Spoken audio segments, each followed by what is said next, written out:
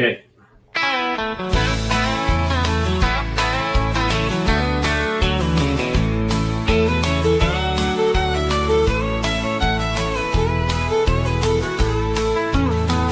We had a dream many years ago to live life away from it all, to have some sheep, maybe a cow or two, with cats and dogs and goats and an occasional moon. With our love for God, we can't go wrong. Our love can only continue to grow strong. Doesn't matter the difficult roads, it's true, for we have each other and love will carry us through. We came from another time, a time when dreams were bold, another time when values took hold. Couldn't give up hope, for it was always there. Another time we fared to do.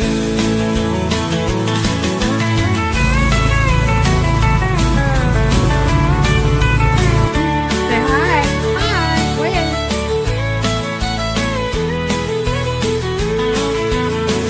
We came from another time, a time when dreams were bold, another time when values took hold. You couldn't give up hope, for it was always there. Another time we fared. I'm glad.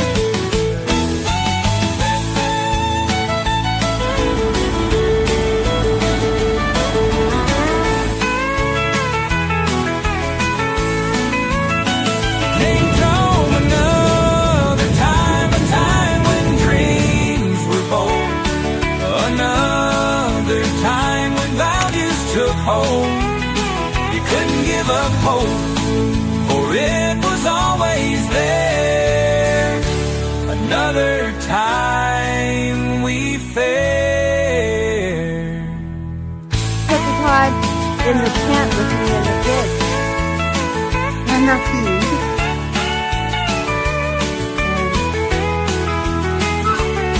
I'm at it again.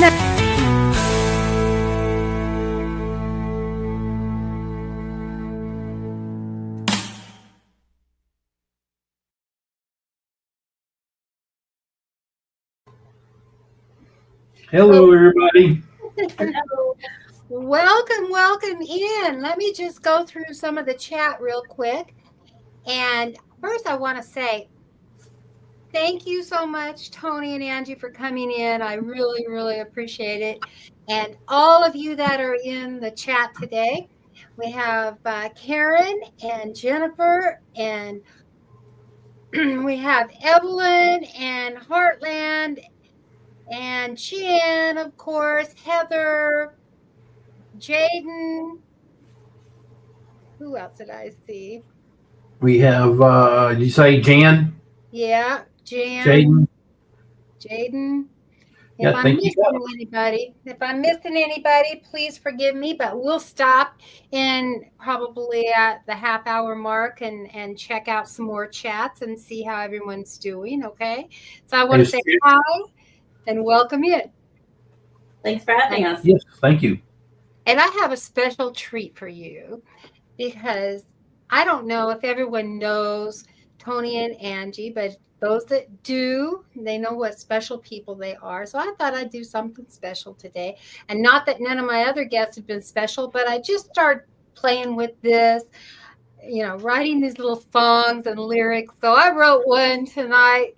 AI does the music because I can't play the music, but I mean, I could if I had all the instruments maybe, but I only have one. So I am going to go over here to this song, and I'm going to play this song for our special guest today. If I can find it here.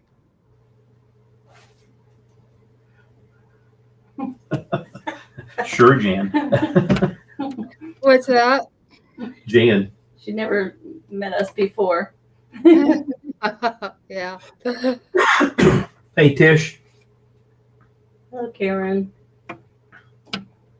Just a bit. Music. Okay.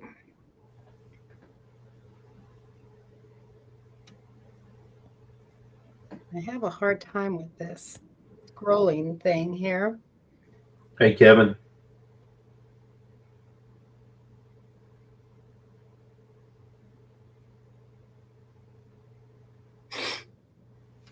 You have to excuse. Sorry about that. Hit the wrong button by accident. Hey, I did that earlier. I need a mouse. I'm just terrible without a mouse. And I don't know if this is hooked up or not. And I can't get to it. So, yeah, for some reason, it just does not want to scroll. Oh, I know. If I arrow down, maybe. No, that doesn't work either.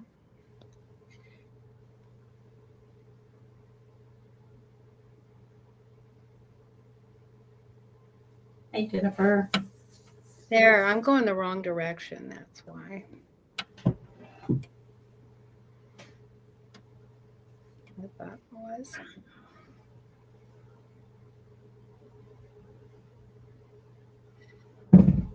Oh, you guys are so patient with me. We're not going nowhere. It's well worth it. I mean, it really is well worth it. You like that? I just stuck a background. Pushing all these buttons because I don't know what I'm doing here. Jerry's probably cracking up if he's out there somewhere.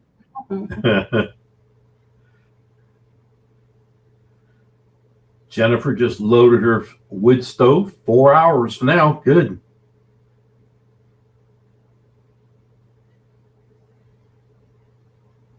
I'll put the background music now. Let me see what it says.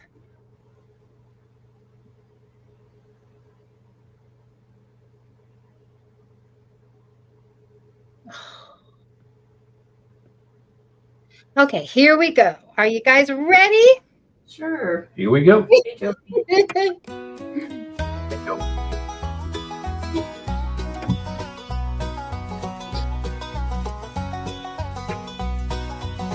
They had a dream to live far away, to enjoy their life there to stay. A couple of pigs, maybe more, not knowing what's in store. They had a dream to build a life. Tony and his beloved wife, a cabin retreat with garden beds, a few chickens and goats tucked in sheds. Our cabin in the woods so great, our cabin in the woods we'll make.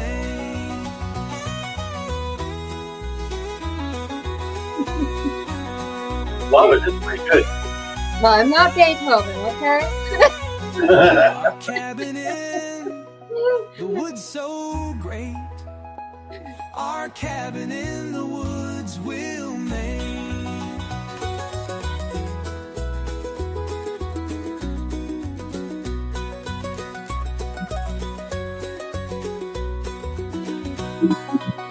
Our cabin in the woods so great, our cabin in the woods we'll make. Love it. Yeah, it was good. Thank you. That was good. Ah. Voice changes though from that to the singing to that. Completely different voice. Yeah, it's AI. It's not mine. I didn't sing it. Yeah, I know. It's fun though. It's so much fun. I sit and play with that all day long. It's good. you. Thank you. So, well, I want to thank you, and let me get back up here to the comments because I know I'm missing a ton. Hi, Joe. Hi, Christy. How are you? Jennifer, I said hi to you. I just welcome y'all in. Anyway, we have a special couple tonight. We have, and Bushcraft family, welcome in. Hey, We have Tony and Angie here tonight, and I just want to get started by you going ahead and telling a little bit about how your channel came about. Me? Of course. I'm long-winded. How it came about? Actually, it would have been when we, in our other house, all our kids moved out, and we just wanted to downsize and be more, resourceful. My dream was always to build a farm on my own property and everything. And we ended up selling a property. We bought this property, and in all reality, I built the house, I built everything, and then like 2-3 years later, I decided to start videoing. So I missed everything about videoing, and so I never did get the process of starting our home here, of videoing. I just got pictures that I put in every once in a while you'd see, and that's kind of with it. I mean, we just grew into what we're doing, enjoy it. That's awesome. So how long ago was that again? This house we built, is it 9 years now? 15. 2015, no, 16 of April we moved in. 2015 we sold our property. It took us 9 months to build a house. We lived in the camper up by actually 2 places, but on this property for 9 months.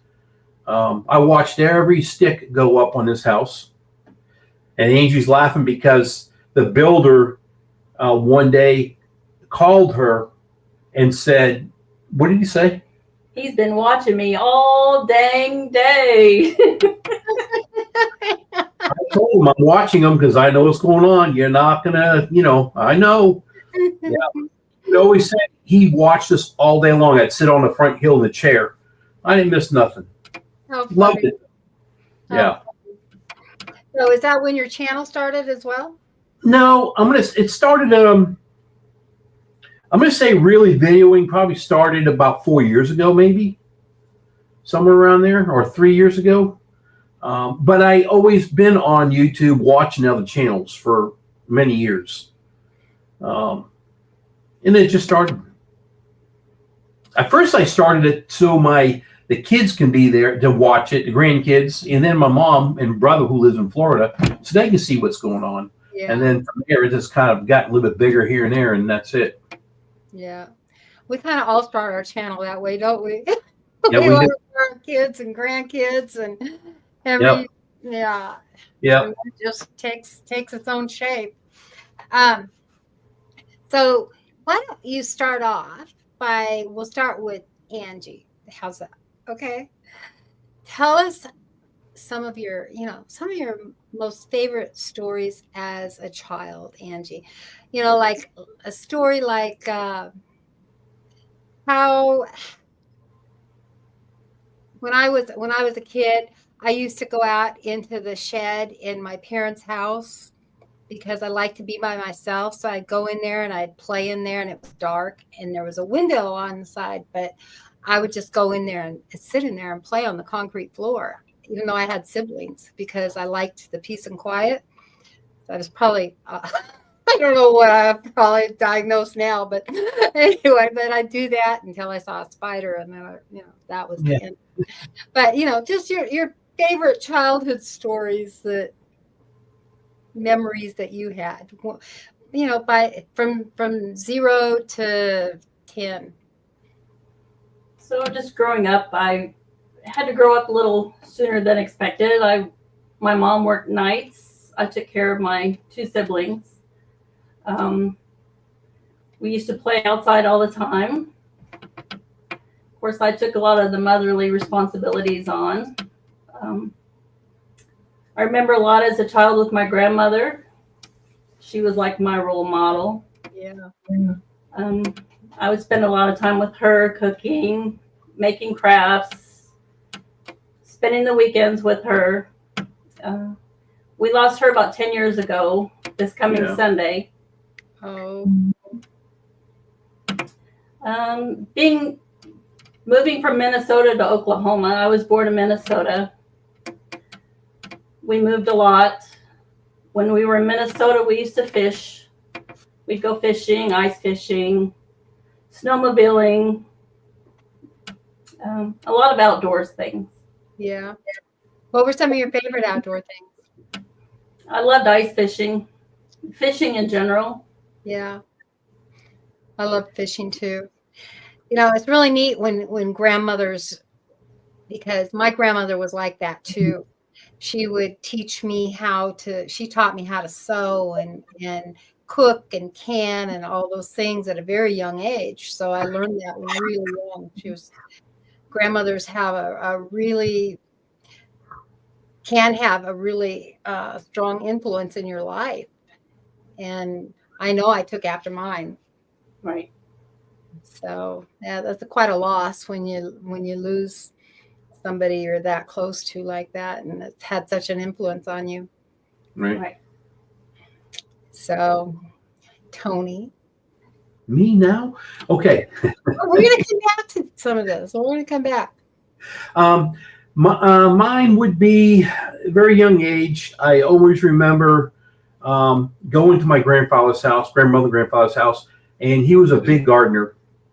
And I believe that's where my gardening instinct, skills, all that kicked in. I remember being there for helping him till the garden, help plant, harvest stuff. It's always there. That's something it's like I can smell the soil still. It's really weird how it affected me. Yeah. A lot of it would be with my grandparents in a way, because of course they had a boat. So we had they had a lake camp we'd go to during the summer and spend time there summer times. My mom and dad, my dad would always take me ice fishing, but he dropped me off there to go ice fishing. And we lived like, I'm going to say 10 minutes or 5 minutes away. Back then, your kids dropped them off everywhere and they did great, and they come by and pick you up. So I remember ice fishing on the lake, snowmobiling with the neighbors, trying to think of what else. But just a lot of it would be, I remember the house I grew up in, a really heavy. I really remember every inch of that. And it's kind of weird. I've had dreams about that house many times. Wow. And that house still exists. All the homes in that whole area are gone. This one home is in the middle of everything. It's still there. As of like a few years ago, it's still there. Wow. Yeah, it's really weird. But anyway, that's I guess that's about it. It's always been, the gardening has been big with me. What was school like for you guys? I moved around a lot. I never could make a lot of friends. That's how I was, Angie. Yeah, we went from Minnesota to Oklahoma, Minnesota, Oklahoma. So I went through I actually stayed in I went through, first grade all the way up through, I guess it was 8th grade. And then my parents decided to move to Florida. And so I finished, 9th through 12th down there. And from there, just started my life. So, yeah. Did you like school? Were you a good kid? I was a good kid. I hated school. I hated studying. I didn't like nothing. I wanted out. And back then they were pretty lenient on things. But I used to work. I was in school. I was under the auto mechanic shop, and I was flunking a class. And I asked the teacher, please just let me graduate so I can get out of school. I don't want it. I want to be out of it. And he knew I was an automotive. He says, if you fix my car, I'll give you a D- to get you out of school. That's exactly what happened. Loved it. I was out and gone. Now, fast forward 50 years or 45 years. This is why I don't like computers. I don't like nothing. I just got my first smartphone about 1.5 years ago. Wow. You had a flip. I'm not kidding. You had a flip phone? Yes. Yeah. Actually, yeah, I do. And actually, I have a different type that I got just before I got this phone, but it's one of these tiny little black things. Oh yeah. Yeah, I got that for free. Yeah. I was good at school. I made straight A's. In fact, I graduated a couple years early, so Oh wow. I liked school. Yeah. Yeah. I liked college. I did not like school. Ugh. So I liked college. I did well in college. I did terrible growing up in school. And I think it's just from moving all around all the time. Right. So yeah. I if you could think of one event that each of you think about this. If you could think about one event that made you the person today in your childhood, or that had such a strong influence that, has guided you to be who you are today, what event would that be? It would be my grandfather. Completely. I think I've got all his skills. He used to work for Ford Motor Company. He works for the SVO department, Special Vehicle Operations, did that for a long time. He also was a welder. He built nuclear subs. This is another big highlight. I can't remember when. I know it was probably around 1971-ish. He took me to Portsmouth Navy Yard where he used to weld on these subs. And he took me there, and I went to dry dock, and I went in the nuclear subs that he was welding and working on. I was able to go walk through it. He showed me the double wall that he used to have to climb through to do welding. My grandfather had a big influence on me. I'm not saying nothing bad about my parents. It's just that's what really stuck with me. I think it's because I'm handsy. I like stuff like that. It was always in my system. I just never knew it until I got older. Yeah. What about you, Angie? Probably just watching my mother. My mother was a nurse, so I grew up watching her and how she cared for people. So I kind of went into the same field. Became a CNA at 16 and worked my way up, and I've been a registered nurse now for 28 years. So wow. Yeah. I took a different path. I was a CNA, and then I went to nursing school and became an LPN, worked as an LPN. I worked in doctor's offices, urgent care centers, that kind of stuff. Worked for an endocrinologist and a cardiologist, and then I went back to school and got a degree in started off in psychology because I was going to do counseling, switched to sociology, and then ended up getting my degree, my bachelor's at least, in sociology. But went back and got my counseling, did graduate work, and then ended up getting 2 masters in religion. So I really switched off. But I admire you staying in nursing all that time, because that's difficult work. It really is difficult work. How many years were you into oncology? All but 2 years. She's all but 2 years, and she's still in it now. That takes a lot of mental stamina to do all that, and so I give you high props. You're one incredible woman, and so everyone recognize that with our nursing profession, it's not easy work. It's tough work, and especially when you're in fields like Angie's in, it's really tough work. Right. Yeah, you deal with the family a lot more than the patient. Yeah. So what do you think? Do you remember a camping event or a time you were playing that sticks out to you that you tell your kids? What are some of the things you tell your kids and your grandkids about when you were growing up? I'm going back to my grandparents. They had the boat and they had a camp. So many summers we would take and go to the lake and stay there. And I remember this one year because I wanted to drive his boat. And I was very young. And he goes, you're not going to drive the boat until you read this hand manual on how to drive the boat in safety. And so I thought it would be right away. All right, I'm going to read it tonight. I can drive the boat tomorrow. He says, no, next year you can drive the boat after you read this. And he made sure I read the book. He tested me with it, everything. And he said, all right, let's go. So he took me in the boat and we put it in reverse. And I just gunned it. Well, I about sunk the boat. Just when all the water come over the back. It was an old Glaston boat. And that's when he said, I'm going to handle it from here. We'll get out and go out in the water. And that was Lake Winnipesaukee in New Hampshire. That's something I remember. Yeah, it was pretty fun. That's awesome. Yeah. What about you, Angie? Yeah, I was waiting to hear this one. We just tell our kids and grandkids how easy they have it. They're spoiled. Yeah. Have it.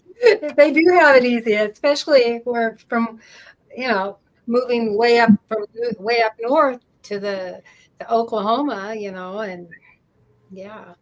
Yeah. We just tell them our ice fishing stories. Or I didn't camp a lot unless it was church camp until I got older.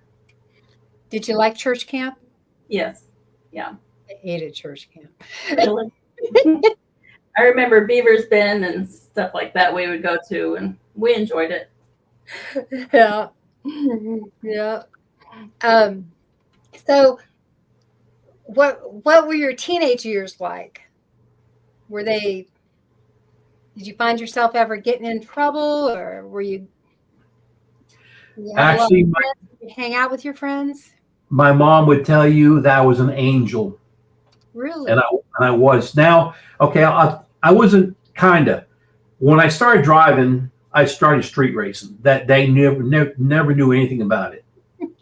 I can't remember. I'll just say I was 16. I got my first Mustang, and I was at the mechanic shop where I used to go to school, or at the schooling for mechanics, and I actually rebuilt the motor there. And so I used to come out of there, and I got in a lot of trouble one time because I was racing a car. Yeah. And the highway patrol pulled us over. Actually, the other guy kept going. I pulled over. And he reached in the car back then. He reached in the car, took the keys out, and told me to get out of the car. And I was doing 101 in the 35. I was on the oncoming lane, in proper starts. He's seen the whole thing. And he goes, Mr. Delgado, I believe, is your dad's name? I said, yeah. Okay, yes. He is trying to get me. He was part of, what was it? Elks Lodge? Yeah. Elks Lodge. And he was very close friends with my dad. He goes, I think your father would like to talk to me. He goes, I think I can trust you and follow you home to your house. So I know where you live. So I showed up at the house and kind of gave my parents the keys, and the friend that was with me, I said, I'm going down to David's house for the weekend. And then they talked. And when I came home, boy, I was in trouble. Ooh. I bet I would have killed my kids. Yeah. But it was that would be the only time I really got in trouble. Wow. Yeah, Wow, that was good. Now my brother, But anyway. For a lot of you out there, I was the one that got in trouble all the time. So I was not, I kept my mom on her toes. I got in a little bit of trouble myself. I will. From like 12 to 15, and then when I turned 16, I actually got married to my first husband and moved out of the house. So did I. Yeah. We have so much in common. Right. Yeah, so did I. I was just one of those challenging children. I did hold off till I was 20 until I had my daughter, but I moved out at 16. Wow. Yeah. I was pregnant 6 times by the time I was 23. It was another time. Remember, this is about No, it's fine, yeah. There were several cold winters. I mean, you just look back and you think, wow, I would have been arrested several times if it was like it is today. I don't know. Yeah. I mean, the laws are just so different and everything. Yeah, yeah. Yeah. They're, yeah. Janae, Jenny, I don't talk about that car too much. What car? The Mustang that's written on the screen about restoring it. Oh. I don't, yeah, that's something I don't talk about too much. Let's stop and read some of the comments. Yeah. And go back. There's a lot of Dakota. Go ahead and read yours. Start with yours. Well, I was reading your screen. I need to look at that too, don't I?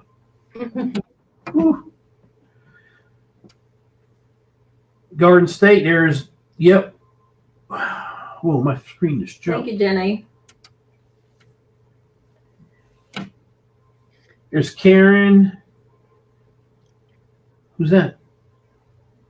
Ariel? Ariel, yeah. Yep. Joyfield, Janae's in here. Yep. I seen Charles in there earlier. Christy, I did see Rob's family. Jake was in there a lot earlier ago. Yeah. That's Virginia. right. Hi, how are y'all? Christy. I think you said drops. Yep. Yeah. And Michael, I saw you in here.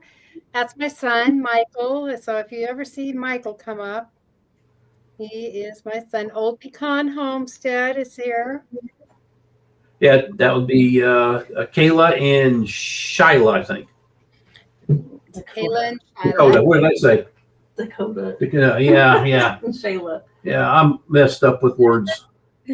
What's their names? Dakota and Shayla. Yeah. Dakota and Shayla. And then Nunya, Texas on the back 20. Yeah, it's Jake. Jake. Yep. And there's Lynn. Lynn, you want me to give you a wrench? I couldn't tell you how to do it. If I did it, I'll mess this live up. Yeah, that's my problem. I can't do it without messing it up because I don't know how to do it like that either. I'm not very technologically savvy. So, but I think that's everybody. If we missed anybody, please forgive us. And welcome in for sure. Yes. Welcome. So tell me about what your first jobs were and how you ended up into your I know you did, Angie, but how old were you when you started working? I was 16. I worked in a nursing home. Kind of built my way up, went from a CNA up to an LPN, then to an RN. Wow. So, how long did you work in the nursing home? Maybe 3 years, 4 years, and then I went into the hospital setting in the oncology unit. It's been all oncology except for 2 years. I worked same-day surgery. What made you want to go into oncology? I'm just curious. Well, honestly, when I first got my RN, I went and put my application in for labor and delivery, and they said, we don't have an opening, but we have an opening in oncology. Oh. So I took it, and I've been there ever since. Wow. A steady woman. Yeah. Yeah. That's so awesome. That really is awesome. What about you, Tony? I'm going to say my first job would be I worked at a lumberyard in Florida, and I did that while I was still in high school. I got out of high school and then was offered I seen an ad for a mechanic at a dealership, and so I tried for that and I got that. So I was working 2 jobs. I was work part-time at the lumberyard and dealer, and then from there I just stick with dealers. Lived in Florida for a few, I don't know, for like 10 years and moved up here and worked at the dealers up here. And on the side, I did a little NASCAR stuff for 9.5 years. And just before I met her, I stopped doing NASCAR stuff. And then from there, quit at another friend's place. They started opening up a business. And the rule that we always had is if he couldn't keep me busy, I would volunteer to leave to keep him afloat. Oh. So, and I was also dabbling a little bit with flipping houses. So I did that. And then also I went into mini storage business. And I had that for, I don't even remember what it was, 12 years, 16 years, something like that. And we sold it here probably about 5 years ago, I think, 4 years ago. Wow. You're just kind of have a lot of different skills. Yeah. So Lynn is asking how long we've been married. We met in 2000 and we got married in 2004. So 21 years this year we've been married. Awesome. Awesome. That's awesome. He's a keeper sometimes. Yes. All the time. Yeah. Tell him, Angie, that you're a keeper all the time. Oh, yeah. I know. So who does the most cooking in your household? We kind of share now, but originally it was me, but he's starting to pick up on some. When she met me, I was cooking all the time. It was terrible. It wasn't terrible. Hey, there's some things I cook now. She wants me to cook again. It wasn't terrible. But anyway. Terrible thing, Angie. He made what he called a chicken dinner. He took a chicken breast and soaked it in oil for like 20 minutes. It was no. It was butter. And spaghetti It was butter, and it was so soggy mess. You fried the chicken in breadcrumbs, whatever, and then you had made spaghetti, vegetables, mushrooms, and just put it all together. It was awesome. My kids still make it. It was nasty. No, I'd make it again. Thinking about it, I'd do a video on it. Yeah. Yeah, do a video, Tony. Do a video. So who taught you how to make that, Tony? Was it your grandpa? No, it probably been my mom. Been a long time. Yeah. Yep. I mean, it did use one stick of butter, but hey, butter makes things taste good too, right? Yep. You see, it said, drop said, driver's ed. I take it off the screen to read it. I can't read that little. Driver's ed. I was driving on the freeway and the coach said, exit at so-and-so. I couldn't read the signs. I passed it and he said, go and get an eye test. I guess. Did you take driver's ed? I did. I did. Was it mandatory back then? Yeah. Not for me. Did you take it at school, Tony? Yeah. Aced it. Yeah. They used to make it. I know when I was growing up, they made me take it at school. I had to take driver's ed at school. Yeah. Yeah. It was a whole semester or something, a whole year or semester or something. I don't remember how long mine was, but I did take it. Mm-hmm. Yeah.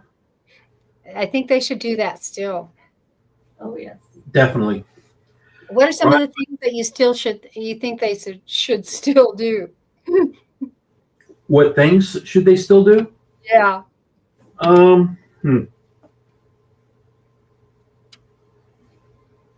Man, I don't know. In school wise or? Yeah. I'm all about the in-person teaching. I'm not a fan of sending the kids home with the computer and let them teach themselves. I don't like that at all. Yeah. Yeah. Let's see. Hardship license 15. Yep. Yeah, they used to in Idaho, I don't know if they still do it, but in Idaho, they'd let you get a license if you were a farmer's child. You could get a license at 14 because you had to be driving machinery and trucks out on the road. So they let them get it at 14 from sunset to sundown. I remember where I used to live, one of our friends, they had all kinds of trucks, cars, snowmobiles, everything you think of. And I'd go over and ride all those things and drive them. And my mom knew I was doing this, and my dad did not want me doing it all, but she knew I was. Well, I actually had a Toyota Corolla, and I think at 14, my mom and I said, "Hey, let's go. You and I go to the store." I said, "Okay." And I enjoyed being with my mom too. I mean, I didn't mention her a lot, but there is a lot of memories with all my family, really. But I remember her saying, "Okay, let's get out. You're driving," and I learned how to drive a stick shift.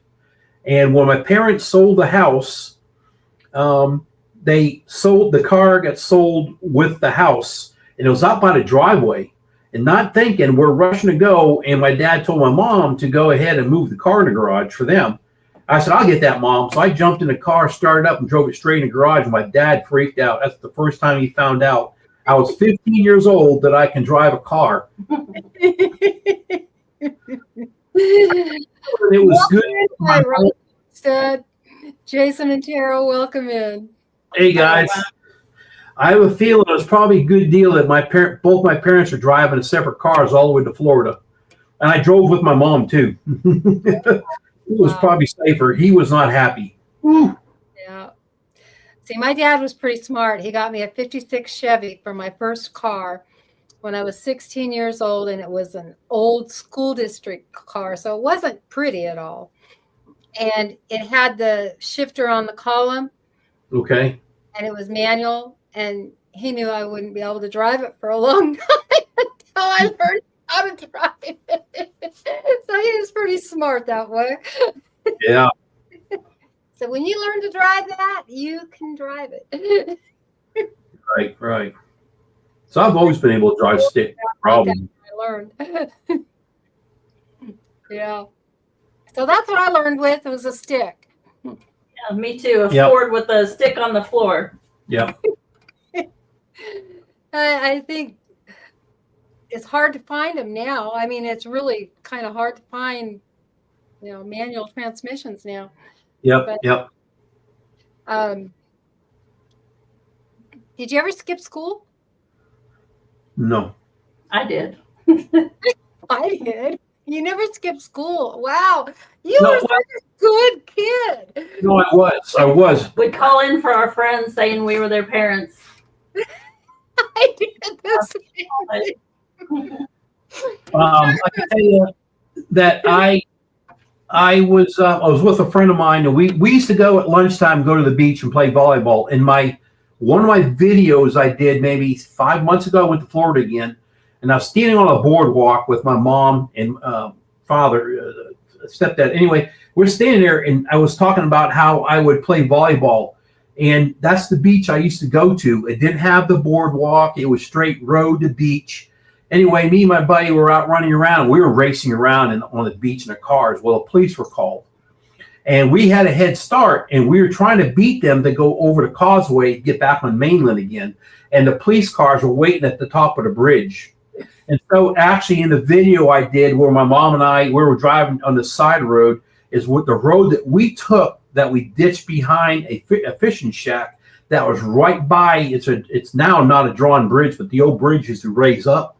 Fishing shack, we could watch the police running around everywhere. This is like, this is 50 years ago or 45 years ago. And and then that's the time I showed up to after lunch late for school. And I can't remember what happened. I know I showed up late for lunch. But they never found us. I wasn't proud of it, but it scared. I didn't do it again. It scared the crap out of me. Wow. We used to skip school and go out where I lived. They had sand dunes, and then also you could go to the spillway, which was like 500 feet up. We'd slide down the spillway. It was just like this mossy concrete ditch that was wide enough for two people, and we'd slide down in our jeans all the way to the bottom. Wow. Dangerous stuff. I mean, really dangerous stuff, but it was fun. Yeah. We'd call and pretend like we were parents too, Angie. What'd you do when you'd skip? We just hang out with friends. Probably did some things we shouldn't have done. We smoked a few cigarettes, had a couple beers. Oh, but Yeah. we shouldn't have done. How funny. Hey, Bill. Yeah, there was a lot of a lot of opportunities to have gotten hurt really bad when I grew up. Yeah. It I was- used to, and my parents didn't know this either. In fact, I don't think my dad even knew because he had passed away. But later on in years, I was talking to my mom when I grew up, or when I lived in Florida. It's called Hutchinson Beach, I believe. There's a nuclear power plant down there, and on Friday nights, people that used to street race would drive down there. And believe it or not, back then there was police officers that would be there. And they had 1 mile stretch that they would shut down. They let cars trap pass, but we would race, and it was never an issue. They'd let you run until a motorcycle guy was supposed to wait or something. I don't know the circumstance. A van came through, and this guy pulled out right in front of him to kill the guy on the motorcycle. Oh, wow. At that point, all racing stopped. But I do know it continued in another location later on, but I wasn't part of it then. Wow. Wow. Yeah, it was really a different time. It was another time. I mean, because I remember going to school and it was nothing to have all our friends had pickup trucks and pew racks in the back of their windows of their pickup trucks, and they just sit out there in the parking lot like that. You know, nobody had locked their doors or anything. And so it was truly another time. Try that now. I know. Well, yeah. Were you raised around any farm animals or farms? Garden farm. My grandfather's garden farm. Yeah, no chickens. None of that. I know. I knew we had a pet rabbit, but that would probably be about it. Really? Yep. So you just had a desire to get animals, or was that Angie, or what? The animals we have here is me, 100%. Huh. At our other house that we sold before we came here, we did have chickens. We just started chickens and started gardening. And then we just said, no, we're done. We're moving out. We're coming over here. And so from there, it just started getting bigger Just and grew adding on. Yeah. that desire, Yep. like your song. Yes. Hey, while everybody's in here, I got to play at least half of the song for you again, if I can get to it without. Okay, Tony, so you can look at the comments. You can even comment on the comment while I play his song. They're an Angie song. If I can get to it. Okay, here we go.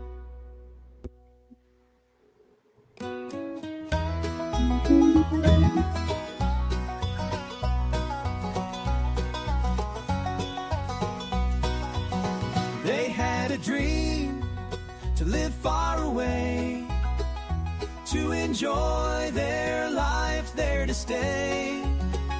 A couple of pigs, maybe more, not knowing what's in store. They had a dream to build a life, Tony and his beloved wife.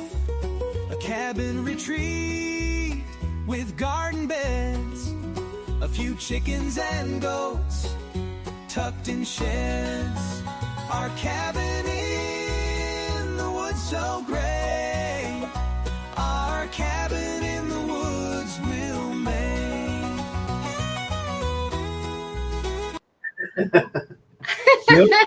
I'll just stop it there because it just goes back and repeats, but for everybody. But I wanted those that came in late to be able to hear. Yeah. Very cute. Thank you. Bill, read my last comment, 3 from the bottom. I really need to stop watching YouTube and cooking. I've done that so many times. Yeah, I have totally done that. Yeah. So, Hi, Evelyn. But I've been hatching out chicks here lately, quite a few. Have you? Yeah, we did.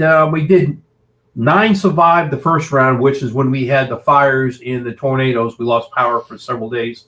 Yeah. And then we did another batch. MT gave me another batch, and we got 20 on that one.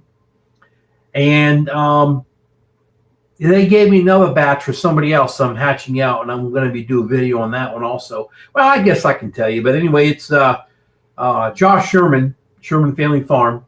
Uh-huh. They lost a lot of stuff, animals and all that stuff. And I guess he contacted Mike and Terry, and if he can get eggs, and then they asked me if I can hatch them out for them, and I said I would. So right now we're about 9 days into the hatching. We do get our meat birds. I can check email either tomorrow or Friday. We get meat birds. We get 35 Cornish cross coming. Wow. We got a lot of chickens right now, chicks. Yeah. Well, it's a good thing. It kind of makes you nervous with this so-called bird flu going around. And Right. If they say once one of your birds gets it, it can wipe out your whole flock. Right.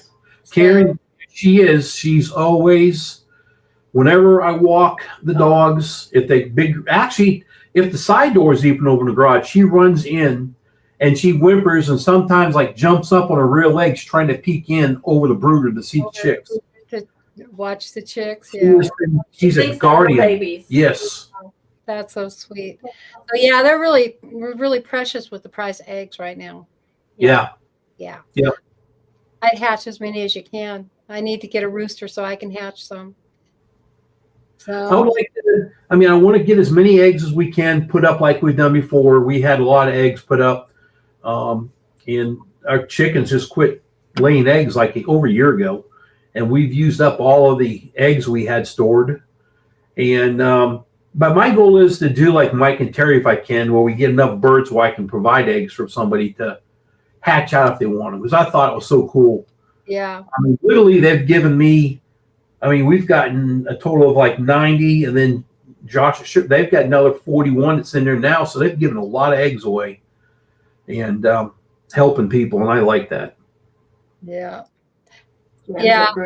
Same thing. Yeah. Yeah. So how many eggs does your incubator hold? 41. 41.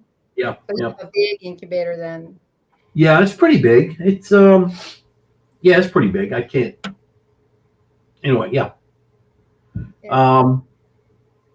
See, we had a 50% hatch rate on the eggs, which they told me, Mike and Terry said, you'll get a 50% hatch rate. But I really thought it was going to be a lot better because at day 18, you take the eggs off the dealer rolls the eggs back and forth, and you lay them all in a tray. Well, I'm going to say at day 15 or 14, I actually candlelight the eggs, and 5 of them. I'm Linda. Linda, I'm trying to think. What? I'm looking at thinking. Who's the other one's other? I'm Linda from I'm another. looking at Angie, corner of my eye. Who's sitting over here? I'm thinking I've got a ghost behind me. Yeah, who is that by you, Tony and Angie? That's what I said too. That's Yeah, I don't remember what I was talking about, but what am I talking about? I don't know. Yeah, I don't either. Anyway, I talk too much. Bobblehead. What did Bobblehead say? Here, let me go back. I'll put it up. I had a good theory on bird flu.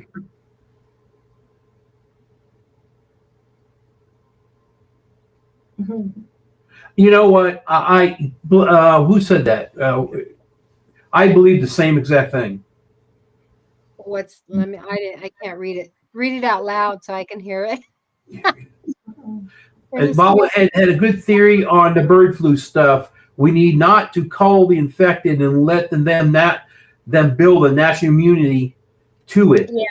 If they survive, those are the chickens you can breed. Yeah, exactly. Exactly.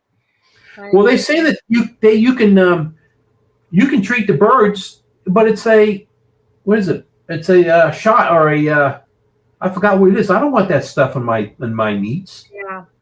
No. Yeah. And That's it's one reason. probably, I don't know if it's a mRNA shot. I think it was something to do with that. I was wanting to think that. Yeah, because most of the shots that they you give livestock, a lot of them are mRNA vaccines. And after reading some studies about the foreign DNA material in people that have had the other vaccines, the mRNA vaccines, I was like, oh, I don't know. I think I'll hold off on that. They already do it to pork. Yeah, it's And they not, want to do it to beef, and I know. yeah, we don't eat pork, so I don't worry about that. But yeah, beef, raise your own. We never vaccinated ours at all, and he did wonderfully and turned out great. Linda's channel is Another Time 2023. That's her channel. At Another Time 2023. Yeah. Yeah.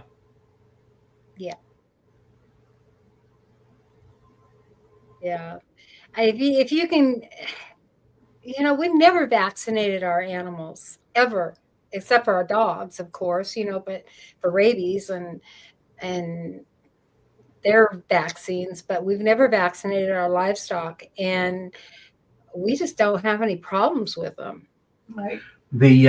Our pigs, I have never, ever, ever gave them anything. I think the key is to keep the pens clean. Yeah.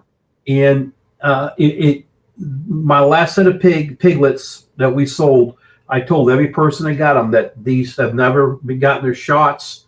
And it's up to you if they want to do it. I did not want to do that. I try to avoid all that stuff. Exactly. Yeah, exactly. Right. Hi, Janae. Welcome. Anyway, yeah, cleanliness is so important. And I was just looking at our barn, and in the wintertime, the sheep go in there to get out of the rain, and there's so much wet hay or straw in there that I've got to get in there. But there hasn't been a break in this rain where we're at. Right.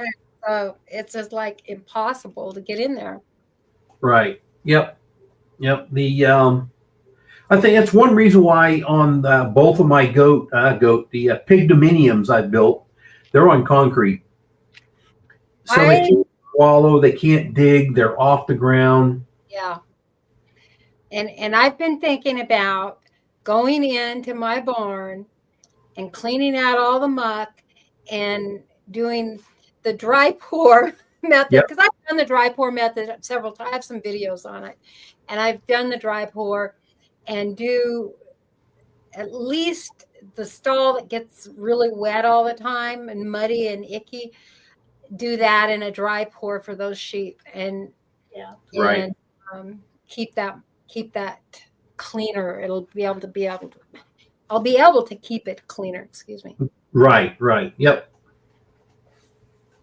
But well, I don't know what's happening with my throat here. So you guys just decided that you were going to go ahead and get animals. Did you learn something? Did you have any hard knock lessons getting animals? You can't do anything anymore after you get animals. Yeah. That's the biggest one, isn't it? You're stuck. There's no vacations. There's like, oh my gosh.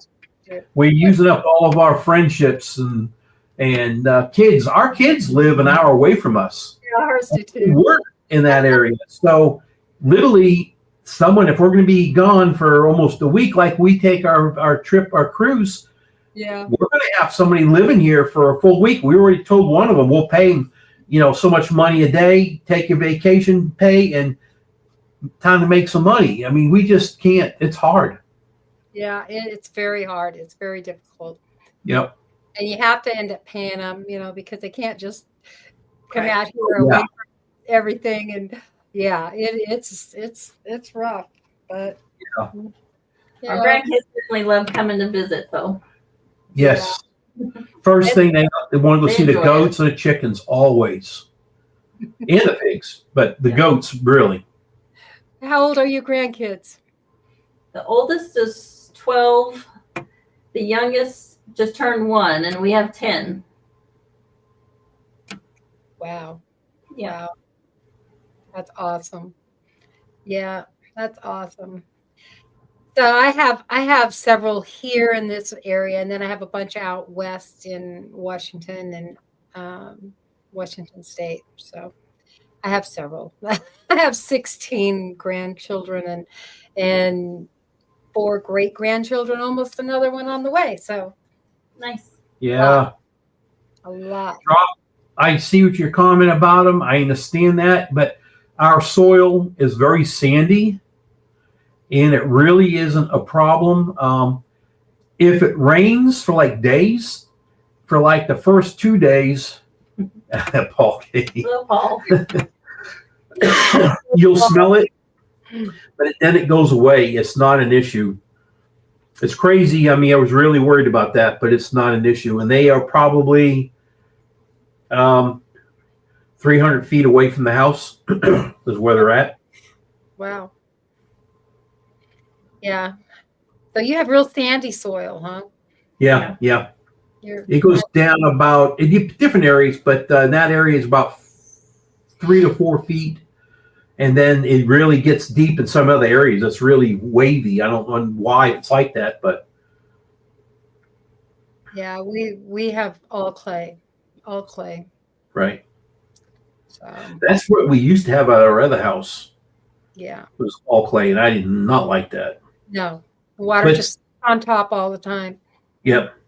Well, gardening for me, I hated it, and I did do in-ground gardening here for the first two or 3 years, and then I went ahead and got into the hugelkultur above ground beds, Yeah. and I absolutely love them. Hey, Sean. Hello, Sean. I'll give you a little tip, you guys, if you're going to do them. I don't know if everybody knows what hugelkultur is, above ground bedding, but I'm going to say the first half is nothing but raw woods, your branches, your trees, and then you build your soil on top. And here's the thing. If you're going to do that kind of work, make them taller so you don't have to still bend over. I literally walk up to my flower beds, and they are up to my chest, and I'm working in there. They're pure. They are 100% hugelkultur beds. Love them, and they are 3 foot tall, 5 foot wide, 10 foot long. Yeah. That'd be the thing for me, is make them up higher. I live in Kentucky. So I live where there's a lot of where I live, we don't have a lot of sinkholes, but there's sinkholes all around us, because Kentucky's known for their sinkhole, their cave system. And so that's how they got the hills. And the hills of Kentucky were created from sinkholes and just areas of land falling into these cave systems. And Kentucky has the largest cave system, I believe, in the world. Oh, wow. Down by Horse Cave, Kentucky. And so you can look it up. It's a major cave system. And every once in a while, one will open up and something will fall in, like the Corvette museum in Bowling Green, or cars in the center of the intersection of Bowling Green. Bowling Green's a really bad area, and over around where my son lives too, they have a lot of sinkholes over there. Here we live on bedrock with clay on top of bedrock, and so we're real fortunate, and that's why I have those caves back where the big cliffs and stuff where I built the cabin in the cavern there down there. Nice. Caves down there and stuff, yeah. And so it's solid. It's real solid, and I'm grateful because we did have an off-grid property where it was terrifying because sinkholes would open up all the time. And I just knew I'd go to bed at night and think, we're going to get sucked underneath. Like that horrible situation in Florida, you know. I'm like, no, I couldn't deal with that. But yeah, most of the time, our sinkholes aren't that deep, but they're deep enough. I mean, there's some that are deep. Wow. Like with, you know. Hi, Serena. Right. So yeah, that's why we just have to play. Jennifer, I hear you about your the leaves and the black soil in the woods. Yes, leaf mulch is great stuff for your gardens. And bear poop. And bear poop. Yep. Now, you know, I use our chicken poop and all that good stuff, the goats, but I do not use the pig. Yeah. The pig, I got a big burn. It goes out in the big burn area I've got. Pig, from what I was told, it takes a couple years for it to really decompose. Well, I kind of use my stuff too fast, too much, and I just don't want to deal with that part. Yeah. Bear poop, huh? We don't have where I mean, every once in a while, an occasional one, but that's rare. Yeah, they're rare here too. Yeah, but bear poop. Well, I am so grateful that you all came in tonight, and I thank you, Tony and Angie. Our hour's up. It's been so much fun. I just can't wait for the meetup. Let me tell everyone about the meetup. Okay, because there is a meetup in June 6th through the 8th. It's hosted by Simply Jan Homestead and co-hosted by myself and Gail from Gail Southern Living. And it's going to be at Palm de Terra State Park. And it will be a lot of fun. So if you haven't made your reservations, make your reservations. There's going to be a lot of fun things going on. Tony and Angie are going to be there, right? You're list, right? Yeah, we're reserved. Yeah, right, real close to you guys. Yeah, we're in the yurts. So they do have yurts, but I think the yurts are all taken up. I'm not sure. Yeah, Jan said they are.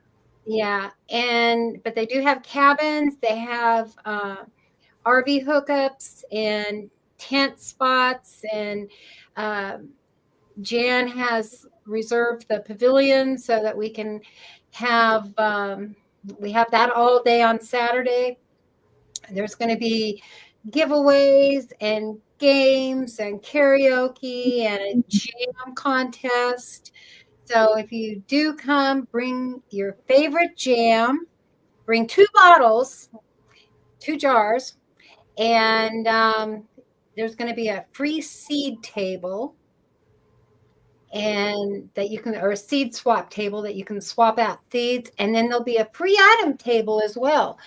And stuff that, you know, you may want to donate that you have 2 of or something like that. You know, I have an extra food sealer that I don't use. And so I thought I'd do that. I have my old dehydrators. I may bring those, you know, so it's just an opportunity that somebody who needs something might be able to get it. And yeah, it'll be a lot of fun and I can hardly wait. Yes, same with us. We enjoy them. Yeah. So make sure you put that on your calendar because we'd love to meet you all and see you. This will be my 2nd year there. And I'm excited. Yes. Thank you for having us on. Oh, no problem. And you have to go to their channel and check it out. I have a banner that I was going to put on. Let me see. Here it is. And I forgot to do this. There is his channel and Angie's channel. Make sure you go put that.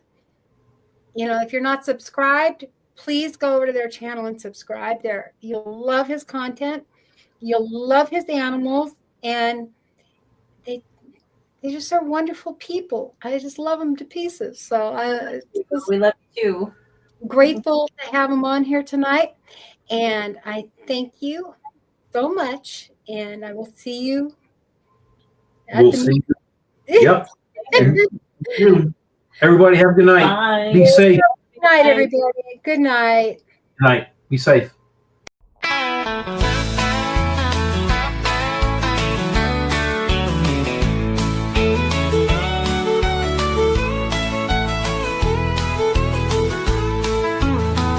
We had a dream many years ago to live life away from it all, to have some sheep, maybe a cow or two, with cats and dogs and goats and an occasional moon. With our love for God, we can't go wrong. Our love can only continue to grow strong. Doesn't matter the difficult roads, it's true. For we have each other, and love will carry us through. We came from another time, a time when dreams were bold, another time when values took hold. Couldn't give up hope, for it was always there. Another time we fared to do.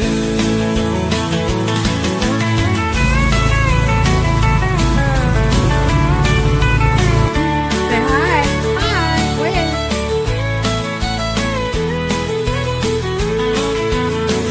We came from another time, a time when dreams were bold,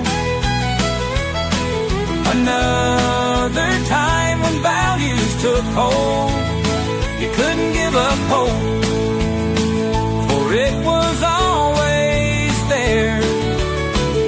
Another time we fared.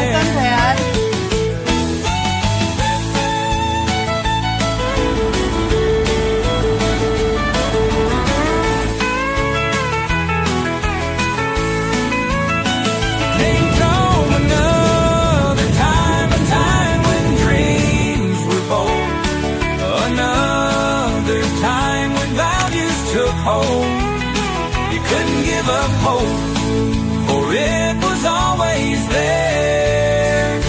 Another time we fared. Put the Todd in the tent with me in the kids. And the feed.